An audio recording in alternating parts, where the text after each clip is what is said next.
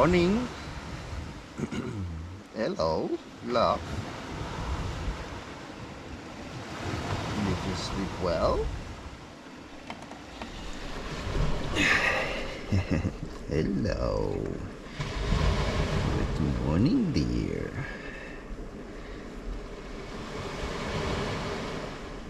Did you sleep well? Are you ready for a new adventure today? Oh, coming back to Bosnia? Coming back to Bosnia to see wild horses? Wild horses running?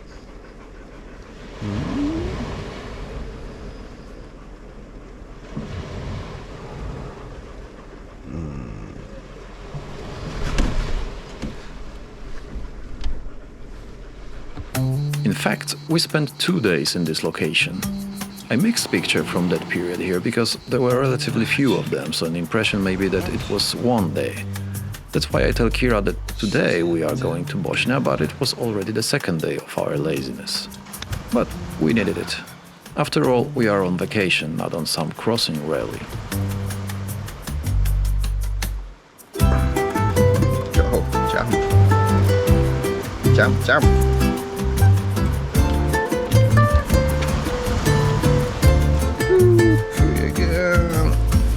The plan to see the wild horses I'm mentioning was born quite unexpectedly.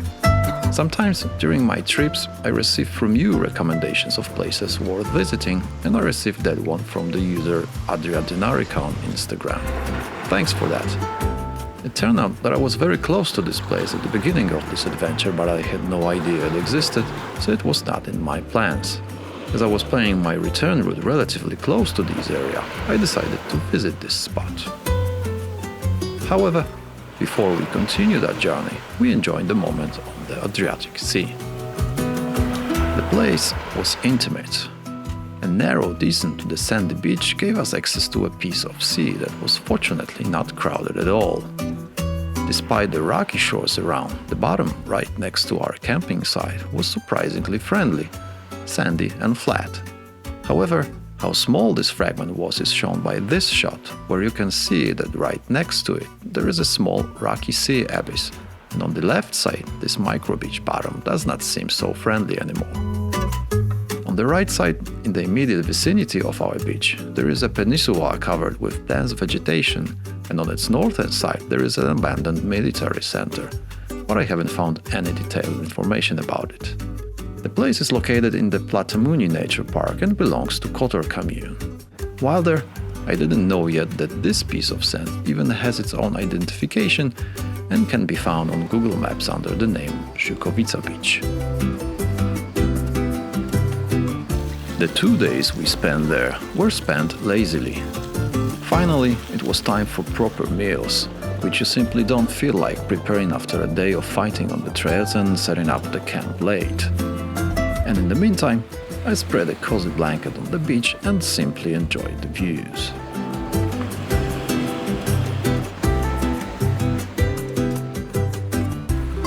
But not everyone saw this time as a period of complete peace.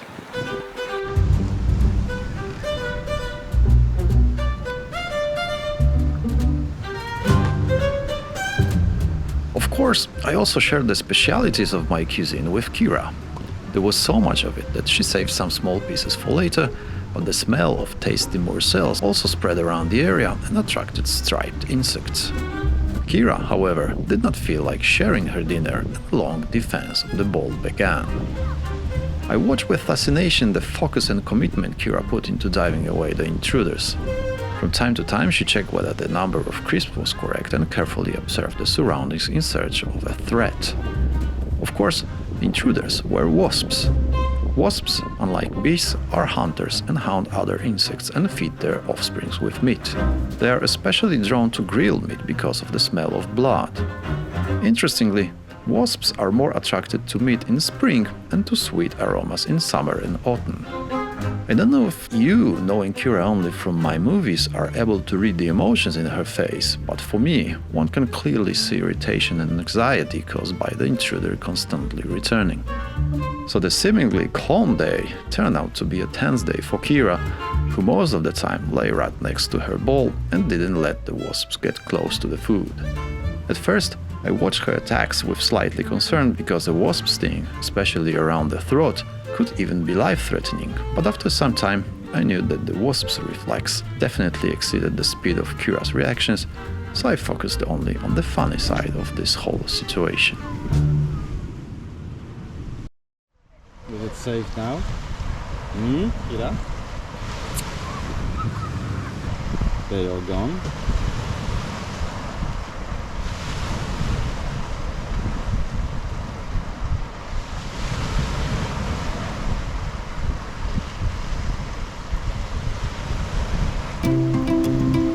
In the evening, we did what everybody usually does at the seaside. We went to see the obligatory sunset.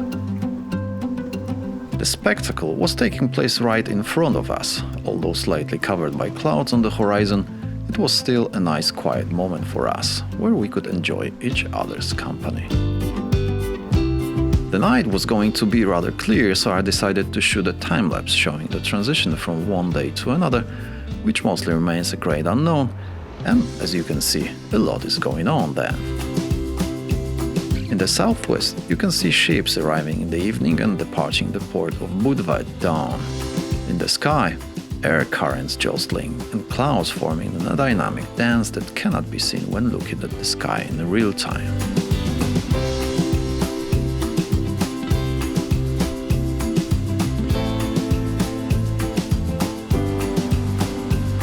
Then the first beachgoers appear, and we slowly move on.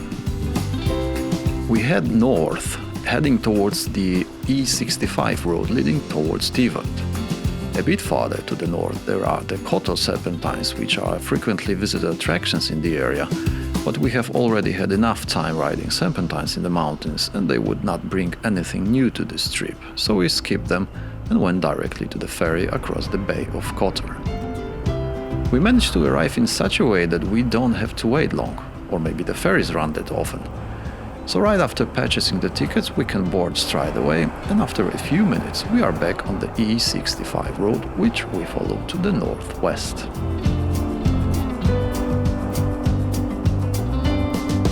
On the way we passed the picturesque Dubrovnik in Croatia, which I have passed by several times, but somehow I never managed to visit it. So it was this time. I stopped only for a moment at a viewing point just above the city, from which there were breathtaking views of the old town and the Adriatic Sea. We spent several minutes here looking with a drone into the dense city streets and looking down at the sailing ships proudly stretching their masts not far from the defensive walls of this historic city.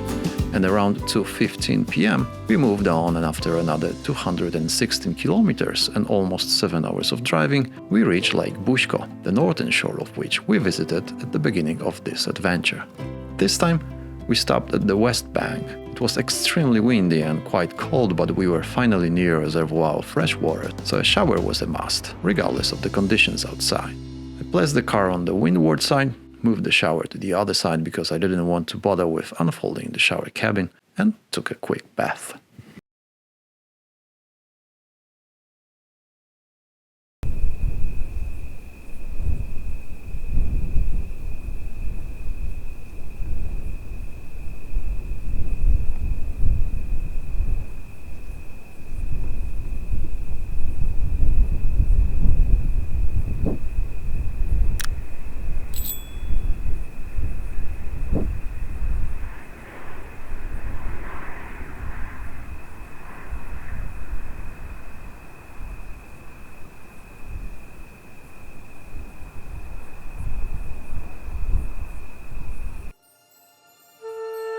Returning to this largest artificial reservoir in Europe was a pleasant experience.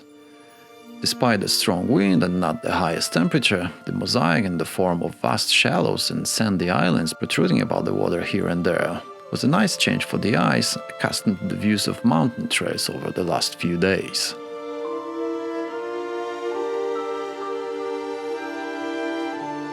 As I mentioned in one of the earlier episodes of this trip, this reservoir is the largest sinkhole in the Dinaric karst and is perhaps the largest periodically flooded karst field in the world. Together with the wetlands of the Sava River, it is the country's most important wintering, migration and breeding place for birds and a key site of the Central European flyaway. The area includes seasonally flooded agricultural land and riparian forests, seasonal marshes and pools, permanent streams, karst springs and sinkholes, and the largest peat bogs in the Balkans.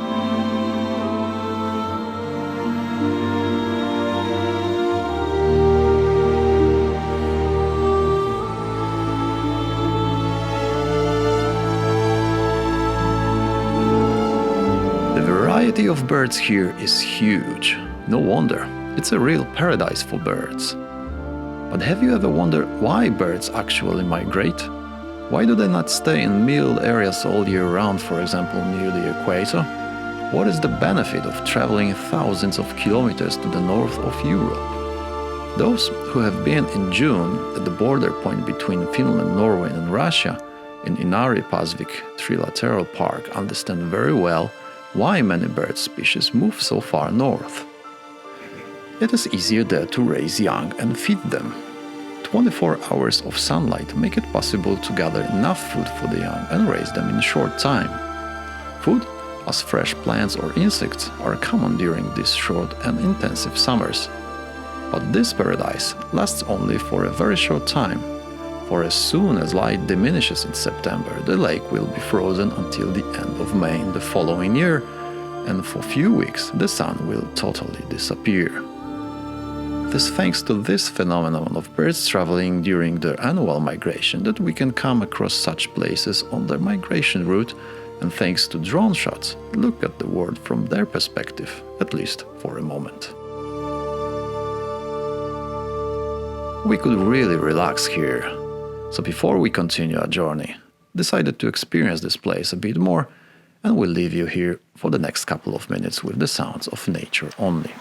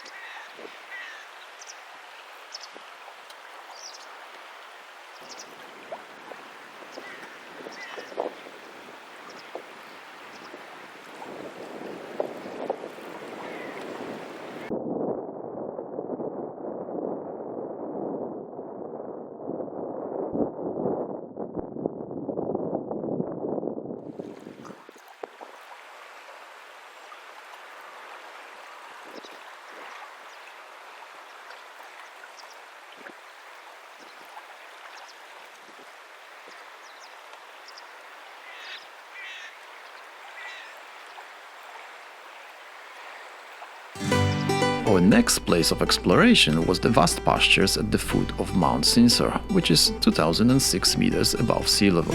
To get there, we took the M16 north towards Livno, and after about 24 kilometers we turned onto a gravel road west of the city center, leading towards the Kruk Plateau. Initially, it leads along a slope covered with dwarf vegetation and is quite bumpy, but then it turns into smooth gravel with good visibility all around, and the only thing left to do is to look out for local attractions. And this attraction is wild horses. The Kruk Plateau, which is the home of the above-mentioned wild horses, covers a huge area of 150 square kilometers. Finding a herd is therefore not the easiest task, because horses having complete freedom to move can be somewhere between the Sinsar mountain in the north, the Borova Glava Pass in the east, or the town of Glamac in the west. We were very lucky though, because we found them after driving around 8 kilometers from the main road, almost in the middle of the Kruk Plateau. Not wanting to scare them, I stopped at an appropriate distance from the herd, but Kira, driven by great curiosity and the desire to meet new friends, moved towards them to say hello, looking back from time to time, probably not entirely convinced that it was a perfectly good idea. And initially, it would seem that getting to know each other was going relatively smoothly. I had no idea though why one of them was constantly shaking its head up and down, approaching towards Kira. But this reaction was already very clear to me, and luckily for Kira as well. You could almost read the disappointment from her face that she hadn't managed to make new friends. Fortunately, the girl wasn't pushy and simply decided to come back instead of bothering and annoying the natives. Like the Mustangs that roam the prairies of the United States and are descendants of escaped domesticated animals brought to North America by Spanish colonizers, Livno wild horses have not always been wild.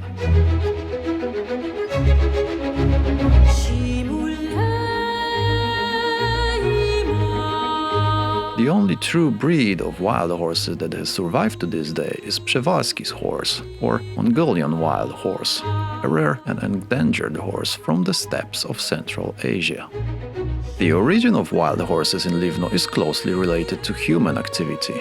Until the 1950s, their ancestors were used for agricultural purposes. But when owners began to use more mechanized means of agricultural production, maintaining horses became too expensive and owners released them into the wild instead of selling or killing them. In addition, during later economic and war migrations, people left their homes and farm animals which joined the wild herd. Just after the war, the number of horses dropped to a minimum, about 50. People simply hunted them for meat, but fortunately in 2013, the local government of Livno adopted a regulation prohibiting hunting them, and their number has increased to approximately 700 since.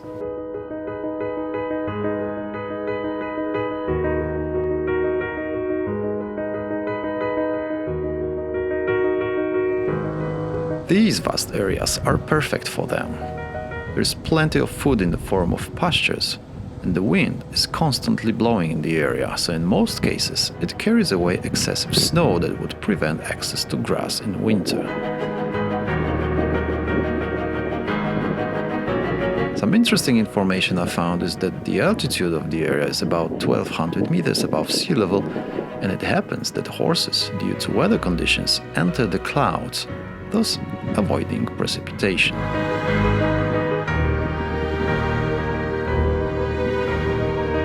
Undoubtedly, they managed to adapt to difficult weather conditions and survive poaching and predators all these years.